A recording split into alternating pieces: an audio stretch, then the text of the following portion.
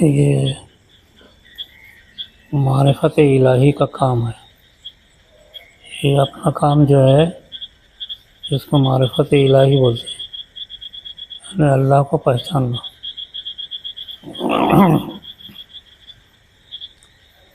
اللہ کو پہچاننا دنیا میں انسان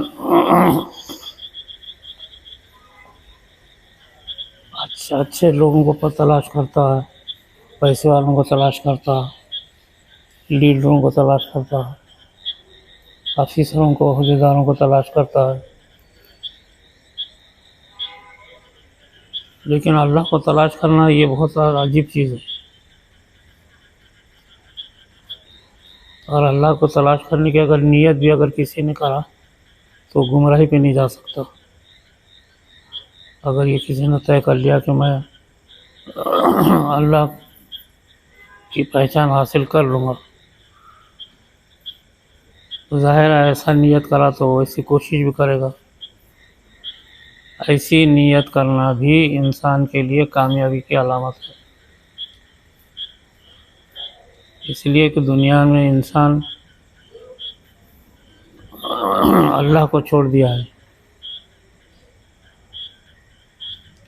انسان کا جسم ایسا ہے، آگ ہوا مٹی پانی سے بنا ہوا ہے. آگ ہوا مٹی پانی سے بنانے کی وجہ سے اس سے جسم میں بہت ساری خرابیاں ہیں. سب سے خرابی یہ ہے کہ شیطان حاوی ہو جاتا. آگ ہوا مٹی پانی، آگ بھی کم، آگ ہوا مٹی پانی یہ چاروں چیزیں کمزور ہیں، شیطان ان پہ حاوی ہو جاتا ہے.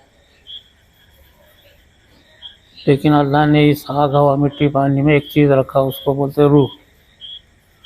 روح ایک ایسی نعمت ہے، اللہ کے پاس روحوں کا خزانہ ہے،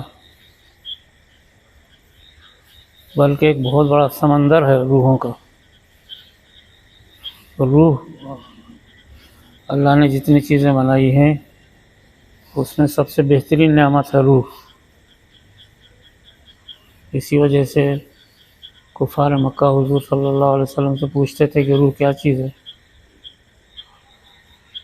تو اللہ نے کہا کہ روح اللہ کا حکم ہے، یعنی اللہ کی خاص چیز ہے روح. یہ اسی بڑی نعمت ہے کہ روح اگر آئی تو انسان بن جاتا. اگر روح نہ آئے تو انسان جانور سے بدتر ہو جاتا، کوئی حیثیت نہیں رہتی. اور روح غیب کی چیز ہے، روح نظر بھی نہیں آتی، غیب عالم غیب کی چیز ہے روح. ہر انسان کے جسم میں عرش الہی سے آئی ہوئی ایک ہی چیز ہے، وہ روح انسان کے جسم میں رکھی. تو روح جو ہے انسان کے جسم میں سر سے پیر تک ہے، کسی ایک جگہ نہیں ہے. اور اس روح کا مرکز دل ہے. بس یہ روح اور دل کی وجہ سے انسان کا تعلق اللہ سے ہو جاتا. غیب کے عالم سے تعلق پیدا کرنا ضروری ہے. قرآن کریم میں سب سے پہلے اللہ نے کہا ہے یؤمنون بالغیب ھدی للمتقین.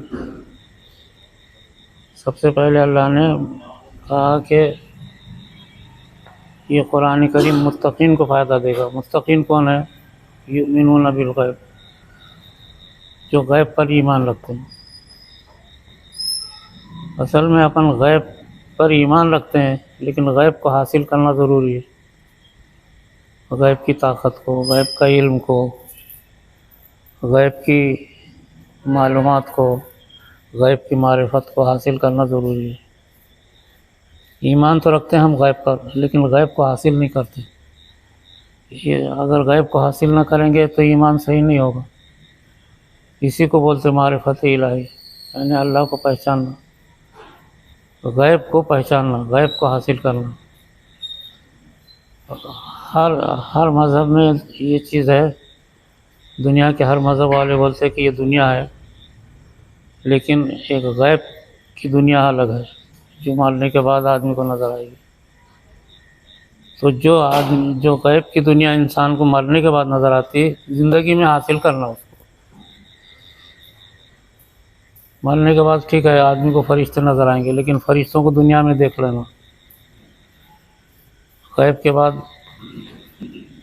مرنے کے بعد انسان کو بہت ساری چیزیں نظر آئیں گی، لیکن وہ چیزیں دنیا میں دیکھ لینا۔ غیب کی چیزوں کو دنیا میں حاصل کرنا بہت آسان ہے۔ غیب کا علم حاصل ہو جائے گا، غیب کی شکل صورت نظر آئے گی، غیب کے فرشتے نظر آئیں گے، غیب کی جنت نظر آئے گی، جہنم نظر آئے گی، عرش الہی۔ جتنی چیزیں انسان کو نظر نہیں آتی وہ سب غیب میں ہے۔ یہ غیب کو دیکھنا۔ تو ہمارے بہت سارے ذاکرین فرشتوں کو دیکھتے رہتے، جنت کو دیکھتے، یہاں سے بیٹھے بیٹھے خانہ کعبہ کو دیکھتے خواب میں، کوئی مدینہ منورہ کو دیکھتا ہے۔ یہ غیب کو حاصل کرنے کا جو ذریعہ ہے وہ ذکر ہے۔ جتنا ذکر کرو گے اتنا غیب حاصل ہو جائے گا۔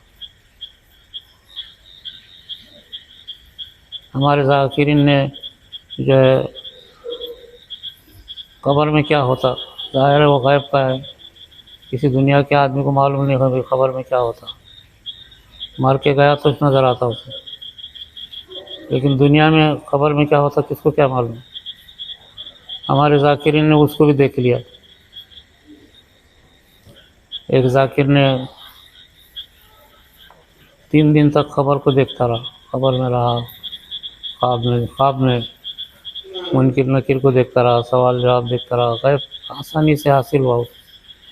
تو غیب کا حاصل کرنا بہت آسان ہے، لیکن ذرا سی محنت کرنا پڑتا ہے۔ وہ دنیا کو حاصل کرنے کے لیے آدمی کتنی محنت کرتا ہے، ساری دنیا نظر آ سکتی ہے، یہاں سے امریکہ نظر آ سکتا ہے، یہاں سے لندن نظر آتا ہے، یہاں سے مکہ نظر آتا ہے، یہاں سے برطانیہ نظر آتا ہے، ہر چیز ساری دنیا کو دیکھ سکتا ہے، لیکن غیب کو نہیں دیکھ سکتا۔ غیب یہاں بیٹھے بیٹھے بھی دیکھ سکتے ہیں، بشرطے کہ غیب کی محنت کرنا۔ یؤمنون بالغیب، کوئی غیب پر ایمان رکھنے والوں کو ہدایت ہوں گی۔ تو جس پر ہم کو یقین ہے، ایمان ہے، اس کو حاصل کرنا بھی ضروری ہے نا، غیب کو حاصل کرنا، غیب کی چیز کو۔ تو انسان کو کل کیا، ابھی 1 منٹ کے بعد کیا ہونے والا اس کا علم نہیں، غیب، یہ غیب کی چیز ہے۔ 2 منٹ کے بعد کیا ہونے والا پتہ نہیں، لیکن انسان اگر ذکر سے تعلق رکھے تو اس کو معلوم ہو جائے گا ابھی کیا ہونے والا ہے، کل کیا ہونے والا ہے، پرسوں کیا ہونے والا ہے، یا اللہ کے غیب کی چیزیں کیسی ہیں، کیا ہے۔ ہر چیز جتنی دنیا میں جتنی نعمتیں نظر آتی ہیں، اس سے لاکھوں کروڑوں گنا غیب کی چیزیں ہیں، کروڑوں گنا، اور ایسی ایسی چیزیں ہیں جو انسان کبھی دیکھ نہیں سکا۔ ایک ذاکر نے خواب میں دیکھا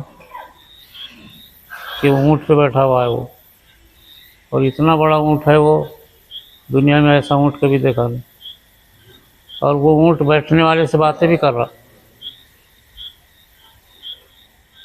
وہ بتا رہے تھے کہ اونٹ میرے سے بات بھی کر رہا تھا اور میرے کو گھما رہا تھا پہاڑوں میں، عرب کے پہاڑوں میں، مکے میں، دور دور تک گھماتا رہا اور میرے سے بات بھی کرتا رہا۔ یہ ابھی کچھ دن پہلے ایک صاحب نے خواب میں بتایا اپنا خواب۔ تو وہ جو اونٹ تھا ان سے باتیں بھی کر رہا تھا۔ جنت میں ایسے جانور ہیں جو باتیں کرتے ہیں، جنت کے پرندے باتیں کریں گے، جنت میں جو اونٹ ہے وہ باتیں کرتا، جنت کے اندر جو سواریاں ہیں وہ باتیں کرتی، جنت کی ہر چیز جو ہے باتیں کرے گی۔ درخت بھی انسان کا باتیں کرے گا، اگر درخت کو بولے وہ پھل لا کے دے تو اس کی ٹہنی منہ کے قریب آ جائے گی اور وہ کہے گا یہ پھل۔ تو یہ غیب کی چیزیں بہت عجیب و غریب ہیں۔ تو ایک صاحب نے اونٹ کو دیکھا کہ بہت بڑا، اور وہ ان کو سوار بھی کرایا اوپر اپنے پیٹھ پر، اور پیٹھ پر بڑے بڑے گدے اس کے لگے ہوئے ہیں، بہت آرام کی چیز ہے، اور اس پہ بیٹھ کر کے چل بھی رہے آرام سے۔ انہوں نے خواب میں دیکھا، ابھی 1 ہفتہ پہلے انہوں نے یہ ساری باتیں بتائی، اور پھر وہ چلتے چلتے ان سے باتیں کرتا رہا، ان کو بہت ساری چیزیں بتاتا بھی رہا کہ ہم کو ادھر جانا ہے، ادھر جانا ہے، یہ ایسا ہے، یہ پہاڑ ایسا ہے، یہ دریا ایسی ہے، یہ سمندر ایسا ہے، اونٹ بتاتا بھی رہا۔ تو غیب ایسی چیز عجیب و غریب چیز ہے، دنیا میں کوئی حاصل نہیں کر سکتا غیب۔ ساری زمین و آسمان میں اگر پھرے گا تو بھی غیب حاصل نہیں ہو سکتا، یہ ذکر سے فوراً حاصل ہو جاتا۔ ذکر، اللہ کا ذکر اگر کرتے رہو گے تو غیب کی چیزیں حاصل ہو جائے گی انسان کو۔ اور وہ ذکر کا تعلق ایسے انسان کا، ذکر کا تعلق اصل میں، ورنہ انسان تو اصل ہوا مٹی پانی کا بنا ہوا ہے، لیکن انسان کے اندر ایک چیز اللہ نے رکھی، روح، اور ایک دل، 2 چیزیں رکھی۔ یہ 2 چیزوں سے انسان غیب کو حاصل کر سکتا۔ جتنا ذکر کرے گا دل سے، روح سے،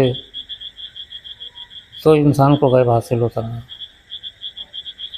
ذکر جو ہے انسان پہلے زبان سے کرتا ہے نا، زبان سے اللہ اللہ، قرآن کریم اللہ اللہ، قرآن کریم پڑھتا ہے زبان سے، لیکن زبان سے پڑھتے پڑھتے انسان کو جو ہے آہستہ پڑھتا، پھر ذکر خفی دل سے ذکر کرتا ہے انسان۔ دل سے ذکر کرنے کے بعد پھر انسان کی روح ذکر کرتی، روح۔ آج ہی ایک صاحب نے خواب میں بتایا کہ جب میں ذکر کرنے بیٹھتا ہوں تو زبان بھی میری بند، سب بند، لیکن سر سے پیر تک ذکر ہو رہا ایسا محسوس ہوتا۔ تو سر سے پیر تک جو ذکر ہوتا کیسے ہوتا؟ روح سے ہوتا، روح سے۔ روح سر سے پیر تک پھیلی ہوئی ہے نا، جسم کے ایک ایک حصے سے، ایک ایک روئیں سے ذکر کی آواز آ رہی ہے، ایسا انہوں نے بتایا خواب میں۔ تو یہ کیسی آواز ہے؟ روح کی آواز ہے، روح پورے جسم میں رہتی، اور اس کا مرکز کیا ہے؟ دل ہے۔ بس روح اور دل اس کو سنبھالنا۔ یہ کیسے سنبھالیں گے؟ زبان سے ذکر کر کے، زبان سے ذکر کرنا، زبان سے قرآن پڑھنا، تو یہ رفتہ رفتہ یہ کیفیت خود بخود پیدا ہوگی۔ تو آج جس صاحب نے خواب میں بتایا کہ پورا جسم ایسا محسوس ہو رہا میرے کو کہ پورا جسم، حالانکہ میں خاموش بیٹھا ہوا ہوں، اور دل سے بھی میں خاموش بیٹھا، آنکھ سے خاموش بیٹھا، زبان سے خاموش بیٹھا، لیکن پورا جسم ایسا محسوس ہو رہا ہے جیسے ذکر کر رہا کوئی۔ تو یہ اس کی روح ذکر کر رہی ہے اصل میں۔ تو روح کو ذکر کرنے لگانا، اتنی محنت کرنا، اور روح کا مرکز دل ہے، تو انسان طاقتور بن جاتا۔ اسی وجہ سے انسان کو فرشتوں کی طاقت حاصل ہو جاتی، غیب کا علم حاصل ہو جاتا، غیب کی طاقت حاصل ہو جاتی، یہ ساری چیزیں انسان کو حاصل ہوتی ہیں۔ تو ہم جیسا لوگوں کو بتا رہے، یا اس کی کتاب والی صاحب جیسا بتا رہے نا، ایسا آج کل اپنے ذاکرین حالانکہ بہت کم ہے، یعنی کم تعداد میں ذکر کر رہے ابھی، جیسا جتنا ذکر ہونا چاہیے اتنا نہیں کر رہے، لیکن اس کے باوجود بھی غیب کو دیکھ رہے ہو۔ اس وجہ سے اہل اللہ جو ہے، یہ ذکر کی وجہ سے ان کو علم، اتنا علم آتا، علم کا ایک سمندر مل جاتا، خزانہ مل جاتا۔ تو محی الدین ابن عربی کا ایک حوالہ اس میں دیا ہے کہ وہ چونکہ بہت زیادہ ذاکر تھے، بہت زیادہ وہ غیب کا علم رکھتے تھے، تو جب بھی بیٹھتے وہ حضور صلی اللہ علیہ وسلم کو سامنے دیکھتے تھے۔ یہ عالم غیب ہے، یہ غیب کی ہر چیز انسان کو حاصل ہوتی۔ محدثین، حدیث لکھنے والے لوگ بہت سارے ایسے گزرے، جب حدیث لکھتے تو حضور صلی اللہ علیہ وسلم سامنے سے کھڑے ہو کر کے کہتے کہ ہاں یہ حدیث میں نے بولا ہے، یہ بات میں نے کہا ہے، تصدیق ہوتی تھی، محدثین ایسے گزرے، مفسرین قرآن کی تفسیر لکھنے والے ایسے گزرے ہیں کہ اگر قرآن کی تفسیر اگر صحیح کسی نے لکھ دیا تو غیب سے آواز آتی تھی اللہ کی کہ ہاں یہ بات میں ہم نے کہا ہے۔ تو غیب سے اللہ کی بات کو سننا، غیب سے حضور کی بات کو سننا، غیب کا علم حاصل کرنا، غیب کی شکلیں دیکھنا، غیب کے لوگوں سے ملاقات کرنا، بہت سے اولیاء اللہ سے ملاقات ہو جاتی ہے، بہت سارے جو دنیا سے تعلق نہیں رکھتے، آخرت سے رکھتے، وہ ان کو دیکھ لیتے۔ بہت سارے لوگ ملک الموت، ہمارے ذاکرین نے بہت سارے ملک الموت کو دیکھا، جو موت کا فرشتہ ہے، موت لیتا، اس کو بھی دیکھا۔ حالانکہ ابھی ذکر بہت تھوڑا ہی چل رہا، ذکر پر مر مٹنے والے اپنے لوگ اپنے اپنا سے بھی پیدا نہیں ہوئے، ذکر پر مر مٹنے والے لوگ پیدا ہونا، تو ولایت کا ڈنکا بج جائے گا۔ اتنا ذکر کرنا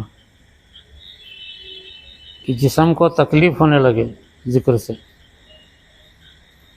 اور جسم اور ذکر کی وجہ سے کچھ دنیاوی نقصانات ہونے لگے، ایسا ذکر کرنا۔ ایسا ذکر کرو گے تو فرشتے سامنے آئیں گے۔ حضور صلی اللہ علیہ وسلم میدان بدر میں اللہ کا ذکر کر رہے تھے اور اللہ سے بول رہے تھے کہ یا اللہ میرے ساتھ خود 313 ہیں اور سامنے تو 12,000 کا لشکر جرار کھڑا ہے، اگر یہ وہ لوگوں نے ہمارے 313 کو مار دیا تو پھر دنیا میں تیرا نام کون لے گا؟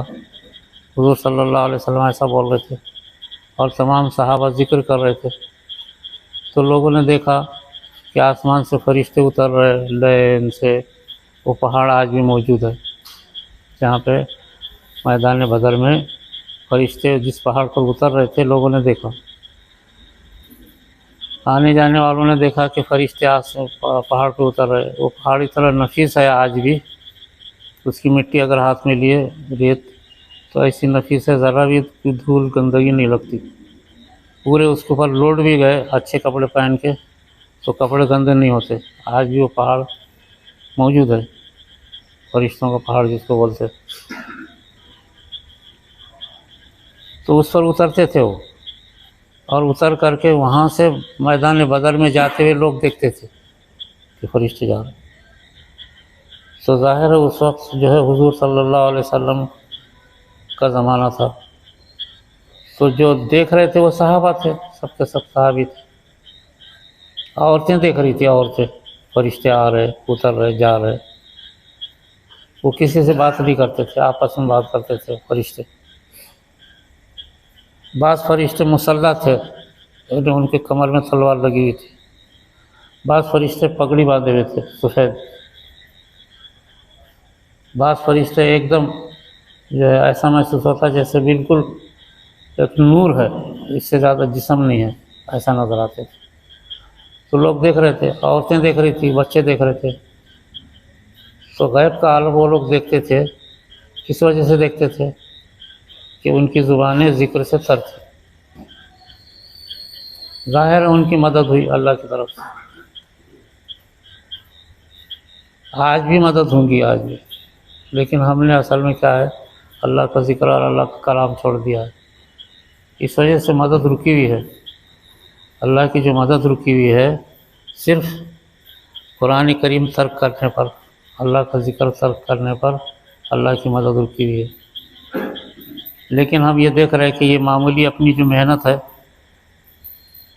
دنیا میں کوئی بھی نہیں محنت کر رہا، ورنہ کوئی بھی محنت کرے گا اس کو یہ نظر آئے گا، جنت نظر آئے گی، جہنم نظر آئے گی۔ ہمارے تو ذاکرین تھوڑے بہت ہر جگہ یہاں بھی ہیں، باہر بھی ہیں، لیکن ان کو یہ چیزیں غیب کی نظر آ رہی۔ غیب میں کسی مزار پر بہت سارے ہمارے ذاکرین کسی مزار پہ جا رہے تو صاحب مزار سامنے نظر آ رہے، ایسا بہت سارے ہمارے ذاکرین بتاتے ہیں، اور ان سے بات چیت بھی کر کے آتے کہ ایسا بولے حضرت نے، ایسا بولے۔ دنیا میں دوسرا کوئی کسی کو نہیں نظر آتا، یاد رکھو، کسی بھی جماعت والے کو، کسی بھی پارٹی کو، کسی بھی قبیلے کو، کسی بھی عبادت گزار کو نہیں نظر آتا۔ یہ صرف ذکر جو اللہ کا ذکر اور اللہ کا کلام، یہ دو چیزوں پر، یہ دو چیزوں پہ محنت کرے، ہر غیب کی چیز حاصل کر لو،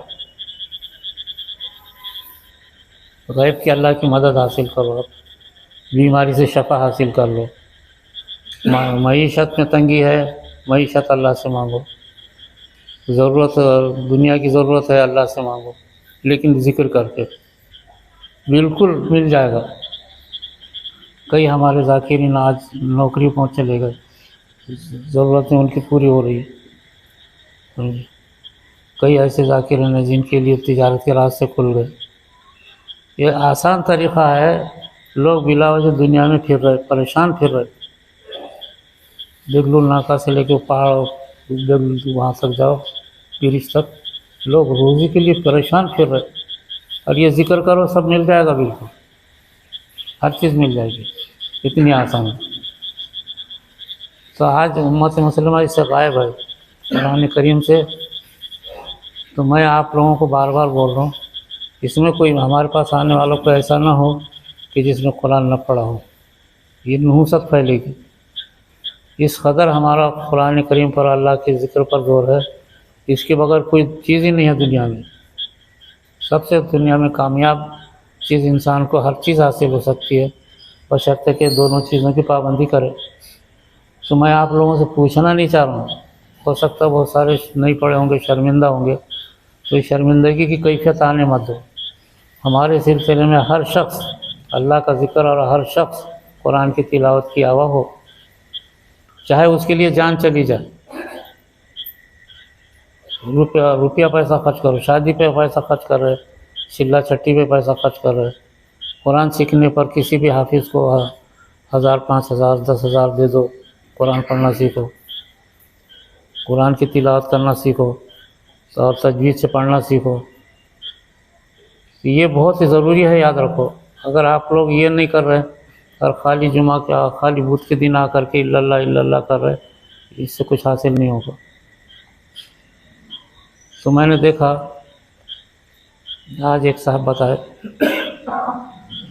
فون پر کہ میں روزانہ 10,000 کا ذکر میرا چل رہا ہے۔ پھر میں نے پوچھا قرآن کریم، تو بولے ایک پارہ روز پڑھ رہا ہوں۔ ایسا ہونا، کوئی بھی ایسا ہمارے پاس نہ ہو کہ جو ذکر کرے اور قرآن نہ پڑھے، یا قرآن پڑھے اور جو اللہ کا ذکر نہ کرے، یہ دونوں لازم ملزوم ہیں۔ ساری نعمتیں اس کے بغیر نہیں کھلیں گی، یاد رکھو۔ علم سینے میں کھل جائے گا، اللہ کا ذکر اور اللہ کا کلام۔ سب سے بڑی گمراہی، بلکہ ایک مرتبہ میں بہت بڑے مجمع میں بیان کر رہا تھا قرآن کریم کی تلاوت پر، بولتے بولتے میں نے یہ بھی بول دیا کہ اگر قرآن کی تلاوت زندگی میں اگر ایک مرتبہ بھی قرآن نہ پڑھا ہو تو اس کی مغفرت کا معاملہ مشکل ہے۔ اور اس پہ کئی مولوی لوگ کھڑے ہو گئے، بعد میں کئی لوگ کھڑے ہو گئے، وہ بولے یہ کیا ضروری ہے کیا؟ یعنی افسوس ہے عالم لوگ ہو کر کے یہ سمجھ رہے کہ یہ کتاب ہے، یہ بیکار ہے، یہ اصل چیز اللہ ہے، اللہ ہے، لیکن اللہ کے ساتھ یہ جوڑ ہے، یہ قرآن اللہ کا کلام۔ اللہ کے بغیر قرآن نہیں، قرآن کے بغیر اللہ نہیں، یاد رکھو۔ تو علماء کو بھی یہ احساس نہیں ہے کہ قرآن کریم کیا لازمی چیز ہے۔ یہ بہت افسوسناک رویہ ہے آج ہمارے پاس قرآن کریم کے تعلق سے، اسی وجہ سے تو دنیا میں مار کھا رہے ہیں۔ ورنہ آپ صلی اللہ علیہ وسلم نے یہ وصیت کیا تھا،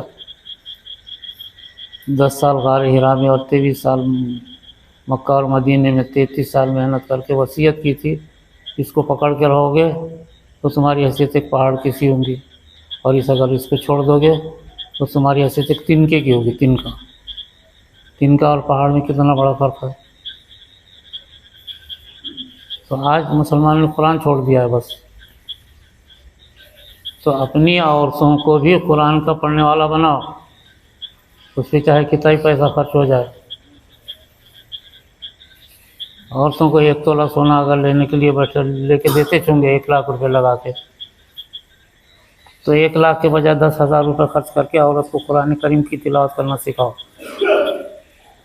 ہمارا کام جو ہے صرف دکھاوے کا نہیں ہے، تقریر کرے دھوم دھڑاکے سے اور پھر چل دیے، یہ نہیں، بلکہ خاندان بن جانا، اچھے خاندان بننا دنیا میں، خود بھی ذکر کرنا، خود بھی قرآن پڑھنا، گھر میں بھی اہلیہ ہر ایک کی بیٹیاں قرآن کی تلاوت کر. یہ دو چیزوں کی پابندی میں آپ لوگوں کو ہمیشہ بار بار بول رہا ہوں. اگر اس کے بغیر آپ کریں گے تو آپ کی زندگی بیکار چلی جائے گی، یاد رکھو. اسی وجہ سے یہ آج کے سبق کے آخر میں حضرت محی الدین ابن عربی کا قول ہے کہ اگر یہ دو چیزیں کریں گے تو انسان کو فرشتوں کی طاقت حاصل ہوتی. فرشتوں کی طاقت حاصل ہوئی تھی صحابہ کو، تابعین کو، اولیاء اللہ کو. فرشتوں کی طاقت تھی نا بھائی. حضرت معین الدین چشتی رحمۃ اللہ علیہ جو 60 برس کی عمر میں ہندوستان آئے اور 30 برس میں سارے ہندوستان کو ایمان سے بھر دیا، لاکھوں کروڑ لوگ آئے ایمان لائے. یہ کیسے ہوا؟ فرشتوں کی طاقت ہے. ایک انسان میں فرشتے کی طاقت آ گئی، اس کی وجہ سے ہوتا. بڑے بڑے لاکھوں اولیاء اللہ آج پڑے ہوئے ہیں جگہ جگہ، ظاہر وہ اسی کی یہ طاقت حاصل کی. اس کے سوا کوئی دوسری چیز نہیں ہے یار دنیا میں، کوئی عمل تعویذ گنڈے کچھ بھی نہیں ہے. تو سب لوگ یہ کریں گے، سب لوگ پابندی سے قرآن کے معاملے میں محنت جدوجہد کوشش کرو. اپنی گھر والیوں کے تعلق سے، اپنی بیٹیوں کے تعلق سے، جن کو تم پیسہ دے کر کے کھلاتے پلاتے ہیں، محنت کر کے بیٹیوں کو کما کے کھلا رہے، کما کر کے اپنے بال بچوں کو کھلا رہے، تو ان کو قرآن نہیں پڑھاؤ گے تو پھر کما کے کھلانا کس کام کا ہے؟ یہ تو جیسے ایسا ہوگا جیسے جانور پالنا. 10 بکریاں پال لیے، سمجھے، گائے پال لیے، بھینس پال لیے، بیل پال لیے، ویسا ہی ہے، اپنے اولاد کو پال رہے. یہ کچھ کام کا نہیں ہے اولاد کو پالنا. قیامت میں آپ پکڑے جائیں گے کہ اولاد کو کیا پالا تم نے. اس وجہ سے قیامت کی پکڑ سے بچنے کے لیے اولاد کو بھی یہ سکھاؤ قرآن اور ذکر. ورنہ بہت سارے لوگ بڑے شریف نظر آتے ہیں، بڑے پابند، بڑے تہجد گزار، لیکن گھر میں بیگم صاحبہ نماز بھی نہیں پڑھتی. ایسے کئی بزرگان دین بہت مشہور ہیں دنیا میں، بہت مشہور ہوتے ہیں، ایسے نظر آتے ہیں، بہت ہر جگہ سلام کلام، بڑے لمبے چوڑے کرتے پائجامے، بڑے لمبی داڑھی، اور گھر میں جائیں گے تو بیگم صاحبہ سلام نماز نہیں پڑھتی. ایسے بہت سارے لوگ ہیں. یہ فتنے سے بچو. تو سب لوگ کوشش کریں گے نا. دیکھو 11:15 ہو گئے، ہم نے ویسے کوشش کی ہے کہ ذکر وقت پہ شروع ہو اور وقت پہ ختم ہو. ذکر کے معاملے میں 10:30 سے بولے ہیں، لیکن کم سے کم 11:15 سے ذکر شروع ہونا چاہیے. اگر ہم ذکر وقت پہ شروع کریں گے تو لوگ وقت پہ آئیں گے. اگر ہم ان کا انتظار کرتے بیٹھیں گے تو ہمارا جو ہے پابندی بھی چلی جائے گی. اور جو لوگ ذکر میں درود شریف سے شریک ہوتے ہیں وہ فائدہ مند ہے. بغیر درود شریف کی جو ذکر میں شریک ہوتے ہیں ان کو فائدہ نہیں ملے گا، یاد رکھو. درود شریف جہاں شروع ہوتا ہے وہ اصل ہے. حضرت مولانا رشید احمد گنگوئی رحمۃ اللہ علیہ نے جو امام الاولیاء تھے، امام العلماء تھے، دنیا میں ان کا ثانی نہیں ہے کوئی یہ 200 سال کے اندر. حضرت مولانا رشید احمد گنگوئی رحمۃ اللہ علیہ، اور انہوں نے بڑے بڑے دنیا کے پہاڑ پیدا کیے، بڑے بڑے علماء قائدین پیدا کیے. تو انشاءاللہ ذکر ہوں گا. 10:15 ہو گئے، 11:15 ہو گئے. تو میں ہمیشہ بول رہا ہوں آپ لوگوں کو ذکر کرانے والے بھی بن جاؤ. ذکر کرنے کے ساتھ ساتھ ذکر کرانے والے بھی بن جاؤ آپ. اور ذکر کراؤ، ڈرو مت. دعا نہیں آتی دعا کرو، نہیں آتی جو الفاظ میں آتے اتنی دعا کرو. تو دعا کرنا بھی آئے گا انسان کو، سمجھے.